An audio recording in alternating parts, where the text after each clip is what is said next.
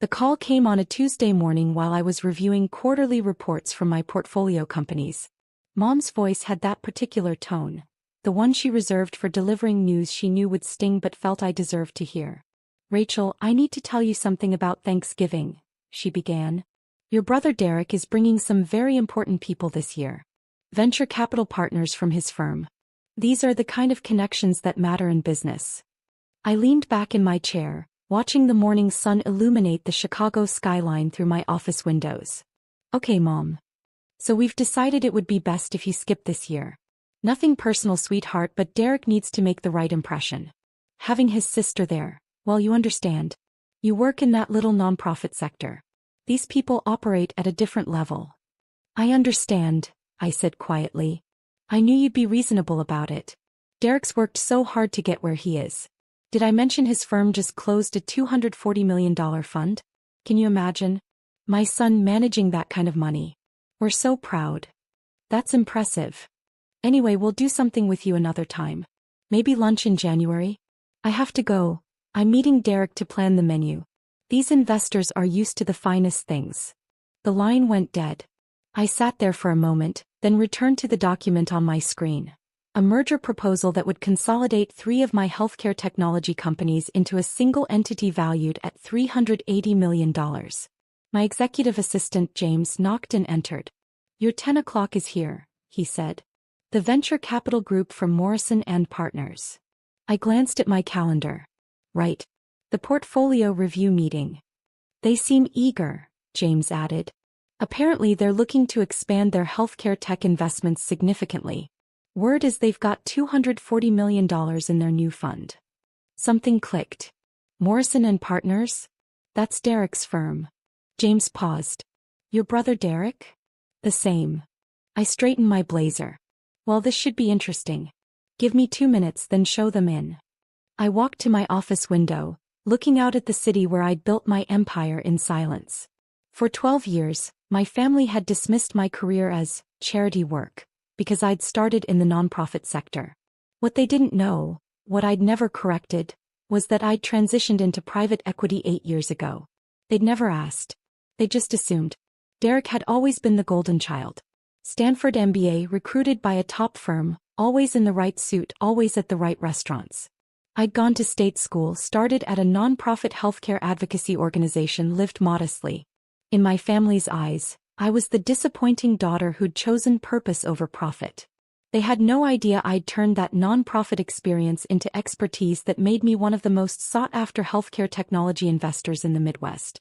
They'd never noticed when I stopped working for the nonprofit and started acquiring companies. They'd never asked about the promotion that became a VP position at a private equity firm, or about the 5 years after that when I'd built my own fund. I was 34 years old and managed a portfolio worth $2.7 billion across 17 companies. My fund, Sterling Healthcare Ventures, had a reputation for turning struggling healthcare tech companies into industry leaders. I sat on 12 boards. Forbes had profiled me 6 months ago as one of the power players reshaping healthcare investment. But to my family, I was still Rachel who works with sick people, or Rachel in her charity phase. The worst part wasn't the dismissal. It was how Derek had weaponized their perception. At family gatherings, he'd introduce himself with his job title and firm name, then introduce me as my sister who does nonprofit stuff. When relatives asked about my work, he'd change the subject. When I bought my Lincoln Park brownstone 3 years ago, Derek told everyone I must have gotten some kind of subsidy for nonprofit workers. Last Christmas, Derek had brought his girlfriend, now fiancée, Melissa, who worked in marketing. At dinner, Melissa asked what I did. Before I could answer, Derek jumped in. "Rachel works with healthcare charities. Very noble but not exactly lucrative. Not like the work we do in venture capital." Dad had laughed. "That's why Derek drives a Tesla and Rachel takes the train." I'd said nothing even though my Model S was parked in my private garage and I took the train because I used the commute time to work. Even though the watch on my wrist cost more than Derek's entire wardrobe. Even though the charity work they mocked had made me wealthier than everyone at that table combined. I didn't correct them because I'd learned something valuable. Being underestimated was a competitive advantage. While Derek spent energy proving himself, I spent energy building. While he networked at the right parties, I closed deals. While he posted about his wins on LinkedIn, I quietly acquired his competitors. There was another reason I'd stayed silent. I wanted to see how far they'd go. How much they'd reveal about who they really were when they thought I had nothing. Every dismissive comment, every piece of unsolicited advice about getting serious about my career, every family event I wasn't invited to because I'd bring down the professional tone, I cataloged it all. Not for revenge. For clarity. And now Derek's colleagues, the investors he was so proud to bring to Thanksgiving, were about to walk into my office. James knocked again. "Miss Sterling? They're ready. Show them in." 3 men entered. I recognized the lead partner, Richard Morrison, from industry conferences. Late 50s, silver hair, expensive suit. Behind him, 2 younger partners. One I knew as Derek's direct supervisor, Marcus Chen, and another I didn't recognize. "Miss Sterling," Richard extended his hand. "Thank you for making time. I've been wanting to meet for months. The pleasure is mine. Please sit." We settled around my conference table. Through the window behind me, my company name was etched in glass: Sterling Healthcare Ventures. Below it, a smaller line: Rachel Sterling, founder and managing partner. "I'll be direct," Richard began. "Morrison and Partners is looking to expand significantly in healthcare technology. We just closed a $240 million fund, and we're searching for co-investment opportunities with firms that have real expertise in this sector." Marcus nodded. "Your track record is exceptional. The way you turned Cardiotech around, brilliant. And the HealthBridge acquisition was perfectly executed." "Thank you. We're hoping to discuss potential partnerships," Richard continued. "Perhaps co-investment opportunities, deal flow sharing. We have capital and generalist investment expertise. You have specialized healthcare knowledge and a proven track record. It's a natural fit." I nodded, listening as they outlined their strategy. They wanted access to my deal pipeline. They wanted to learn my methods for evaluating healthcare technology companies. They wanted to attach their fund's reputation to mine. "Your fund is impressive," I said. $240 million is significant." Richard smiled. "We're quite proud of it. Took 3 years to raise. The team worked incredibly hard." He gestured to Marcus. "Marcus here was instrumental. And we have a young associate, Derek Sterling, who's been..." He stopped mid-sentence. Marcus had gone completely still, staring at my nameplate on the desk. "Sterling," Marcus said slowly. "Derek Sterling. Is he..." "My brother," I confirmed. The temperature in the room shifted. Richard's smile became strained. "I didn't realize you were related. Most people don't. We don't exactly work in the same circles." I kept my voice neutral. "Derek's never mentioned having a sister in private equity?" "No," Marcus said carefully. "He's mentioned a sister, but he said she works in the nonprofit sector." "I started there," I said. 12 years ago. But I transitioned to investment 8 years ago." Richard was looking at me differently now, reassessing. "Derek talks about his family sometimes. He's mentioned that his parents are very proud of his career. He said he's the only one in his family who went into finance." "That's technically true," I said. "He's the only one at a venture capital firm. I run my own private equity fund." The third partner, who'd been silent until now, suddenly leaned forward. "Wait. I know you. The Wall Street Journal did that profile piece. The silent giant of healthcare investment. That was you." He pulled out his phone, typed rapidly, then turned the screen toward Richard and Marcus. I could see the article headline in my photo. Richard went pale. "The article mentioned you'd built a $2.7 billion portfolio," the younger partner continued, reading from his phone. "It called you one of the most influential healthcare investors in the country. It said established firms regularly seek your guidance." Marcus was doing his own search now. "Jesus. Forbes profiled you last year. Power players reshaping healthcare investment. You were number 4 on the list." "Number 3, I corrected gently. They updated it." Richard's hand was trembling slightly. "Derek never mentioned any of this." "Derek doesn't know," I said simply. "My family doesn't know." "How is that possible?" Marcus looked genuinely confused. "I never told them. They assumed I was still doing nonprofit work and I never corrected them. They weren't interested enough to ask questions." Richard was scrolling through something on his phone now, his face growing redder. We're having Thanksgiving dinner at his parents' house. Derek invited the partners. He said it would be a great opportunity to meet his family, see where he comes from. He positioned it as. He stopped. As what? I asked. As a way to show his family background. Successful parents, strong family values. He implied his success ran in the family. I smiled thinly. And what did he say about me? Marcus and Richard exchanged glances. Marcus spoke carefully. He said you were in the nonprofit sector. That you'd never really found your career footing. That you were the family member who chose purpose over profit. And that while they loved you, you'd never understood business the way he did. The room was silent. He told us, Richard added quietly, that his parents were disappointed you never achieved what they'd hoped for. I nodded slowly. And based on that understanding, you all planned to attend Thanksgiving at my parents' house, where Derek would showcase his success and his impressive venture capital partners. Did he mention I wouldn't be attending? He said you had work obligations, Marcus said. Some nonprofit fundraiser you couldn't miss. No, I said. My mother uninvited me. She called this morning to tell me Thanksgiving was for successful people, and that Derek's venture capital partners were attending. She said it would be best if I skipped this year because I work in that little nonprofit sector, and you all operate at a different level. The silence stretched out. Richard looked like he might be sick. We need to be clear about something, I said, leaning forward. I'm not telling you this to embarrass anyone or to create problems. But you came here seeking a partnership with my fund. You wanted access to my expertise, my deal flow, my track record. Before we discuss that, you need to understand the full picture. Miss Sterling, Richard began, I don't know what to. Let me finish. Derek is your employee. This is awkward for you and I understand that. But here's what I need you to understand.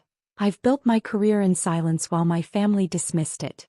I've closed billion-dollar deals while they thought I was organizing charity fundraisers. I've sat on corporate boards while they pitted my career choices.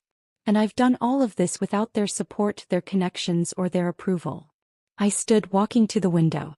Derek has spent years positioning himself as the family success story. He's leveraged my parents' pride in him. He's used their dismissal of me to elevate his own image. And now he's brought that narrative into his professional life, using his successful family background as part of his personal brand. Marcus spoke quietly. We had no idea. Of course not. Because Derek is good at his job, and part of being good at his job is crafting a compelling narrative. I turned back to them. But here's what concerns me from a partnership perspective. Derek is operating from incomplete information. He's made assumptions about an entire sector, nonprofit and healthcare, based on his dismissal of my career.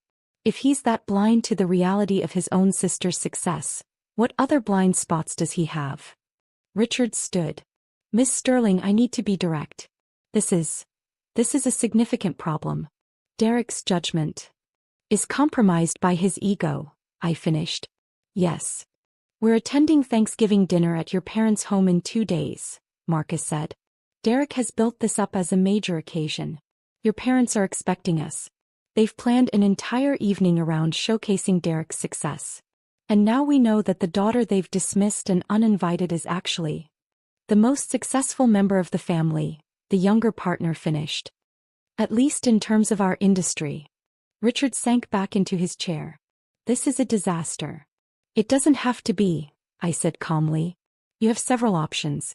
You can attend the dinner as planned and say nothing, maintain Derek's narrative. You can attend and politely mention that you met with me. Or you can decline the invitation entirely. What would you do? Marcus asked. If you were in our position? I considered this. I'd think carefully about what this situation reveals about Derek's character and judgment. I'd consider whether someone who could so thoroughly misunderstand and undervalue his own sister's career for years might have similar blind spots in his professional analysis. And I'd ask myself whether those blind spots pose a risk to my fund. Richard nodded slowly. You're suggesting we need to reevaluate Derek's position at the firm. I'm suggesting you have new information about an employee's judgment and integrity. What you do with that information is your decision. The timing, Marcus said. 2 days before Thanksgiving. At his parents' house. With you uninvited because your mother thinks we're too successful to associate with you." He shook his head. "The irony is brutal. The truth often is." Richard stood again, this time with obvious decision in his posture. "Miss Sterling, I need to make a phone call. Would you excuse us for a moment?" "Of course. James can show you to the conference room down the hall." After they left, I sat at my desk processing what had just happened. I hadn't planned this. I'd simply agreed to a meeting request from a venture capital firm seeking partnerships. The fact that it was Derek's firm, that these were the investors my mother thought were too important to meet me, that this meeting happened the same morning as her uninvitation, that was just timing. Or perhaps it was inevitable. Derek had spent so many years underestimating me that eventually his professional world and his family delusions had to collide. 20 minutes later, James knocked. "They'd like to speak with you again." The three men returned and I could see they'd reached a decision. Richard spoke first. "We've had a difficult conversation and we need to be transparent with you. First, regarding the partnership opportunity we came here to discuss. We absolutely want to pursue that. Your fund's expertise and track record are exactly what we need. We'd be honored to explore co-investment opportunities. Second," Marcus continued, "we need to address the Derek situation. We've decided to attend Thanksgiving dinner as planned." My eyebrows rose. "But," Richard added quickly, "we're going to be honest with your family. Not cruel, not vindictive, but honest. If your career comes up, when it comes up, we're going to acknowledge that we met with you today, that we're pursuing a partnership with your fund, and that you're one of the most respected healthcare investors in the industry." "Derek will be humiliated," I said quietly. "Derek has apparently been humiliating you for years," Marcus replied. "And more importantly, he's been lying to us, by omission if not directly, about his family situation. That's a character issue we can't ignore." The younger partner spoke. "Miss Sterling, may I ask you something? Why did you never correct them? Your family, I mean. Why let them believe the wrong thing for so long?" I thought about this carefully. Because I wanted to see who they'd be when they thought I had nothing. I wanted to see if their love was conditional on success. And I wanted to build something that was entirely mine, not connected to my family name, not dependent on their support or approval. "And now?" Richard asked. "Now I know the answer. Their love is conditional. Their respect is transactional. And my success is entirely my own." I paused. "That last part, that's worth more than all of it." Marcus nodded slowly. "For what it's worth, I think you've handled this with remarkable grace. Many people in your position would have exposed Derek years ago. Exposing him wouldn't have changed anything except prove I was petty. Building something bigger than his ability to diminish, that changed everything." We spent the next hour discussing actual partnership possibilities. The irony wasn't lost on me that I was planning co-investments with the same people who would be at my parents' house for Thanksgiving, celebrating the son who'd worked so hard to keep me uninvited. As they prepared to leave, Richard paused at the door. "Miss Sterling, I feel I should mention. Derek submitted a deal proposal last week for a healthcare tech investment. Given what we've learned today about his blind spots in this sector, we'll be reviewing it much more carefully." "That's wise," I said. "Due diligence matters." After they left, I stood at my window for a long time watching the city move below. My phone buzzed, a text from Derek. "Mom said you can't make Thanksgiving. Probably for the best. These investors are high level. You wouldn't have much to contribute to the conversation anyway. No offense." I stared at the message, then typed a simple response. "None taken. Enjoy your dinner." That evening I called my best friend Sarah, who'd witnessed years of my family's dismissal. I told her about the meeting, about Morrison and Partners, about what was likely to happen at Thanksgiving. "Oh my God," she breathed. "This is like watching a Greek tragedy unfold. Derek has no idea what's coming." "He still doesn't have to know," I said. "If his colleagues stay quiet." "Rachel, they won't stay quiet. They can't. They're venture capitalists. They're supposed to identify value and potential. You think they can sit at your parents' table while Derek and your mother talk about his impressive career and your disappointing one? They'd be complicit in the lie." He was right. "What are you going to do Thursday?" she asked. "What I always do. Work. I have a board meeting Friday morning to prepare for." "You're not even slightly curious about how it plays out?" "Of course I am. But being curious doesn't mean I need to be there. Whatever happens, happens. But Sarah knew me better than that. You've spent 12 years building toward this moment. The moment when they realize who you actually are. And you're going to miss it. I didn't build my career for this moment, I corrected. I built it despite their inability to see it. That's very zen of you. Also, I don't believe you. I smiled despite myself. Fine. I'm curious. But I'm not going to crash their Thanksgiving to prove a point. You wouldn't be crashing. It's your family. It's a family that uninvited me, Sarah. Fair point. She paused. But promise me you'll keep your phone charged. Because I guarantee you're getting calls on Thursday. He was right about that too. Thanksgiving morning arrived cold and clear. I went for a run along the lake, came home to my empty brownstone and made coffee. My phone was suspiciously quiet. Usually Mom would have texted by now with some comment about the dinner preparations. Derek would have sent something about his morning routine or his workout. Some subtle flex disguised as casual sharing. Nothing. At 11 my phone finally rang. That. Rachel. His voice was strange.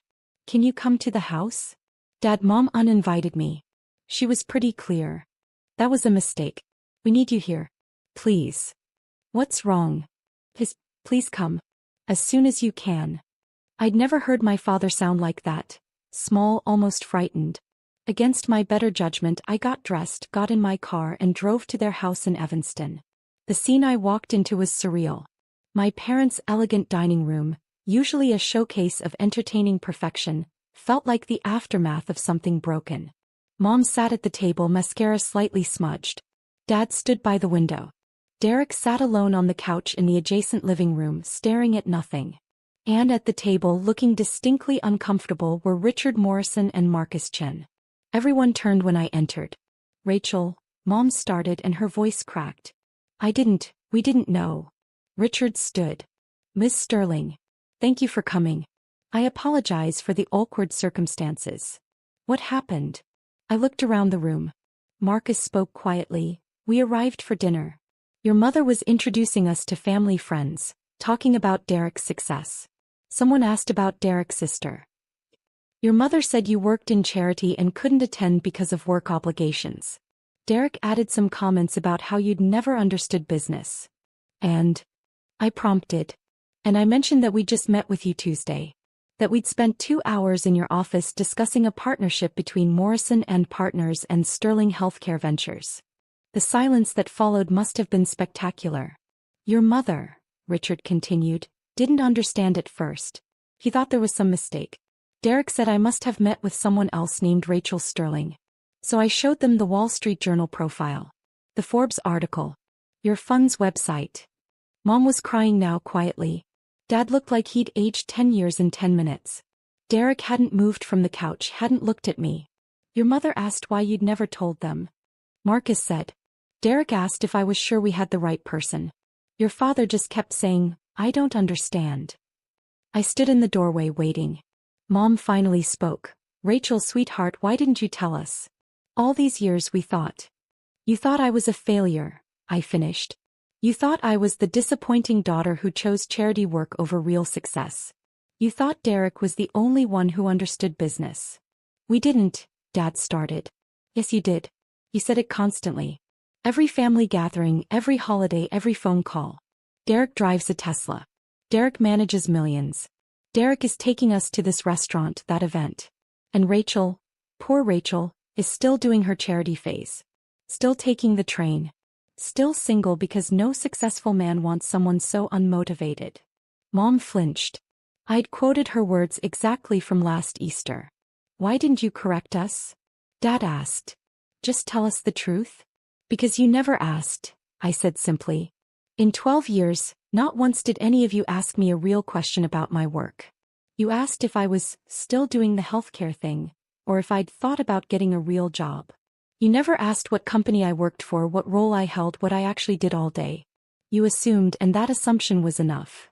Derek finally looked up. His face was gray. You let me look like an idiot. No, Derek. You did that yourself. I just didn't stop you. I told them, he gestured at Richard and Marcus. I told my colleagues that my family understood success. That we valued achievement. I brought them here to show them. To show them what? That you came from a family so focused on appearances that they could dismiss one child's actual success while celebrating another child's smaller achievements? That you come from a family that values perception over reality. Richard cleared his throat. Perhaps we should go. No, I said. Stay. You should see how this ends. I turned to my parents. Mom, when did you call to uninvite me from Thanksgiving? Tuesday morning, she whispered. But Rachel. And what did you say exactly? She couldn't speak. Dad answered. She said Thanksgiving was for successful people. That Derek's venture capital partners were coming and you wouldn't fit in. And you agreed with this decision? Dad looked down. We thought it was best. I turned to Derek. And you, what did you text me Tuesday afternoon? He said nothing. I pulled out my phone, read aloud. Mom said you can't make Thanksgiving. Probably for the best. These investors are high level. You wouldn't have much to contribute to the conversation anyway. No offense. Marcus actually winced. So let me be clear, I continued. On the same day that these investors came to my office seeking partnerships, that they sat in my conference room asking for access to my expertise and deal flow, that they acknowledged my fund's superior track record. On that exact day, my mother uninvited me from Thanksgiving because I wasn't successful enough to meet them. We didn't know, Mom said desperately. How could we know? You could have asked. Any time in the last 8 years, you could have asked one real question about my career. You could have Googled my name. You could have noticed when I stopped working for the nonprofit. You could have wondered how I afforded my house, my car, my life. But you didn't because you weren't interested. You'd already written my story, and it was easier to believe that story than to discover the truth. I looked at Derek. And you actively maintained this fiction. You told people I was in charity work. You deflected questions about my career. You used my parents' dismissal to elevate your own success. Why? He met my eyes finally. Because you made it so easy. You never posted about your wins. Never brought it up at family dinners. Never corrected anyone. It was like you wanted to be underestimated. I did want that, I said. Being underestimated is a competitive advantage. While you were busy proving yourself, I was busy building. While you networked at the right parties, I closed deals. While you crafted your personal brand, I created actual value. And now, he asked bitterly. What, you get to humiliate me in front of my colleagues? In front of our parents? This is your big revenge moment. Derek, if I wanted revenge, I would have had it years ago. I could have shown up at any family event and casually mentioned my fund. I could have posted my Forbes profile on social media. I could have made sure everyone knew. But I didn't because that's not why I built my career. Then why did you? Mom asked, genuinely confused. Why build all of this in secret? Because I wanted to know who you all were when you thought I had nothing. I wanted to see if your love was conditional. And I wanted to build something that was entirely mine, not connected to this family, not dependent on your approval. And now you know, Dad said quietly. You know we failed you. Yes, I agreed. You did. But I didn't fail myself. And that's what matters. Richard stood again. Miss Sterling, Rachel, I think we should leave you to discuss this as a family. We've intruded enough. Actually, I said, I'd like you to stay for one more minute. Because I want my family to understand something. I turned to Derek. Morrison and Partners came to me seeking a partnership. They want access to my expertise in healthcare technology investment. They want to learn from my methods. They want to attach their fund's reputation to mine. That's worth millions to them in deal flow and returns. Derek's face went even paler. Richard and Marcus will make their own decisions about how this affects your position at their firm. But I want you to understand something. The sister you've dismissed for years, the career you've belittled, the success you've denied, that's the success your own firm is now seeking access to. I looked at my parents. And Mom, Dad, the daughter you uninvited from Thanksgiving because she wasn't successful enough to meet Derek's investors? She's the investor those investors came to meet. The room was absolutely silent. Finally, Marcus spoke. Miss Sterling will be in touch about the partnership discussions. And Derek, we need to speak with you privately before the end of the week. They left quickly. The door closed behind them, leaving just my family. Mom was crying openly now. Rachel, I'm so sorry. I'm so sorry. Dad's voice was hoarse. How do we fix this? I looked at them. These people who'd raised me, supported Derek, dismissed me, uninvited me, and now wanted to fix it all with an apology. You can't fix it, I said quietly. Not today. Maybe not ever. But you can start by understanding that my success isn't about you. It never was. I didn't build my career to prove anything to this family. I built it because I'm good at what I do. Because I saw opportunities others missed. Because I worked harder than anyone else was willing to work. We're so proud, Mom started. Don't, I cut her off. Don't tell me you're proud now. That's the problem. Your pride is conditional. Your respect is transactional. For 12 years I wasn't worth your pride because you thought I wasn't successful. Now you know I am and suddenly you're proud? That's not pride. That's relief that I didn't embarrass you. Derek stood suddenly. So what, you're just done with us? You're too successful now for your own family? No, Derek. I'm simply done pretending that your dismissal didn't hurt. I'm done making myself smaller to make you feel bigger. I'm done with a family dynamic where love and respect are contingent on perceived success. Then what do you want? Dad asked.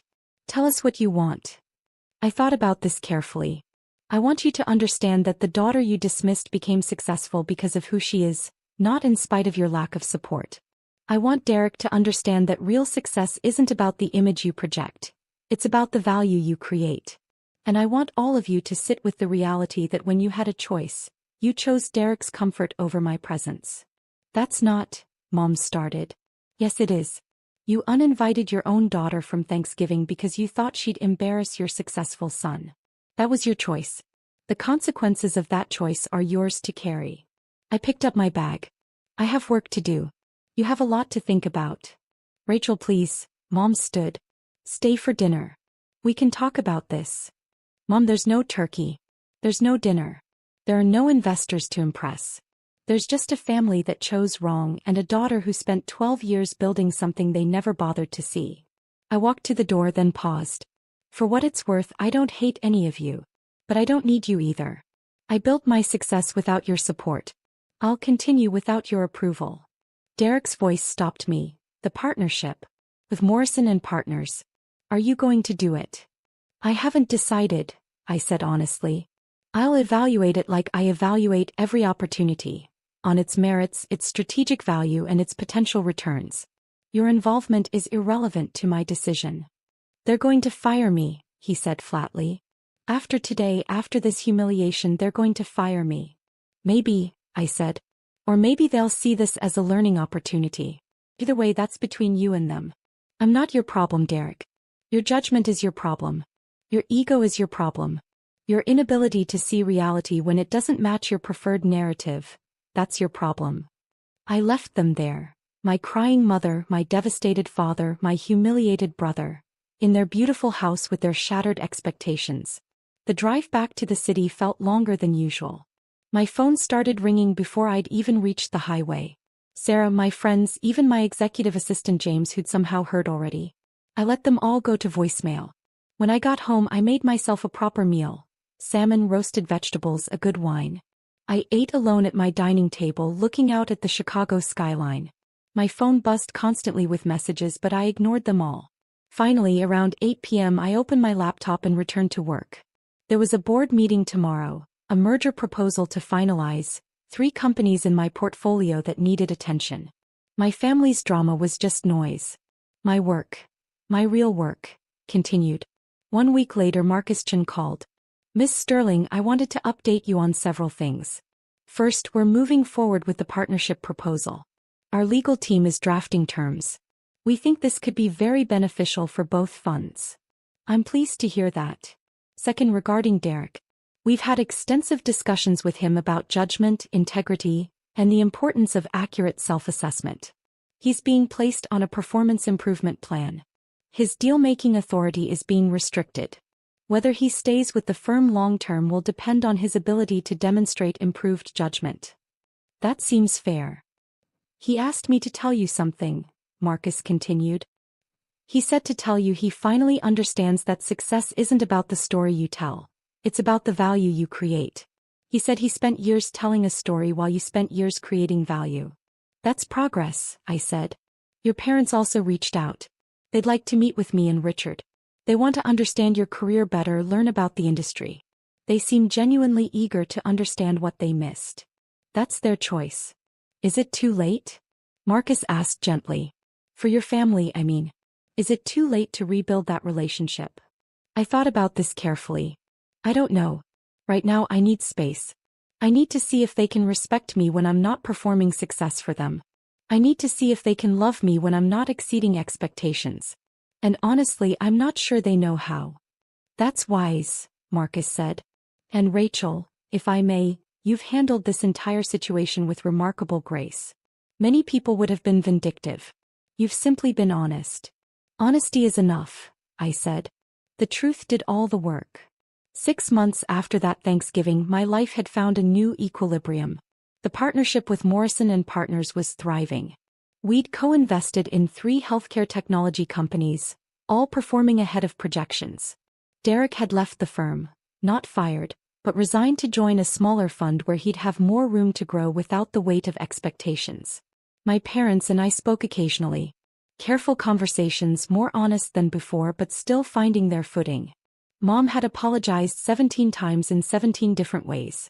Dad had finally asked me real questions about my work. They were trying. Derek and I met for coffee once. It was awkward but honest. I'm sorry, he'd said. 4 years of being a self-absorbed asshole. For using your dismissal to prop myself up. For never once asking you a real question about your life. I accept your apology, I'd said. But Derek, you need to understand I don't need your validation anymore. I never did. That was always your need, not mine. I know that now. As I sat in my office that spring afternoon, reviewing the latest quarterly reports, I thought about that strange Thanksgiving 6 months ago. The collision of Derek's narrative and my reality. The moment when everything they thought they knew proved false. People asked if I was glad it happened. If I'd enjoyed the reversal, the vindication. The truth was more complicated. I wasn't glad my family had dismissed me. I wasn't glad they'd valued image over substance. I wasn't glad for the years of small cuts and casual cruelties. But I was glad I'd built something that was entirely mine. I was glad I'd never compromised my vision to match their expectations. I was glad I'd turned their dismissal into discipline, their doubt into determination. Most of all, I was glad I'd proven, to myself not to them, that success doesn't require validation. That building real value matters more than performing success. That being underestimated is only a weakness if you believe it. My phone buzzed. A text from Richard Morrison. Deal closed. $340 million acquisition. Your instincts were perfect. This partnership is the best decision we've made in years.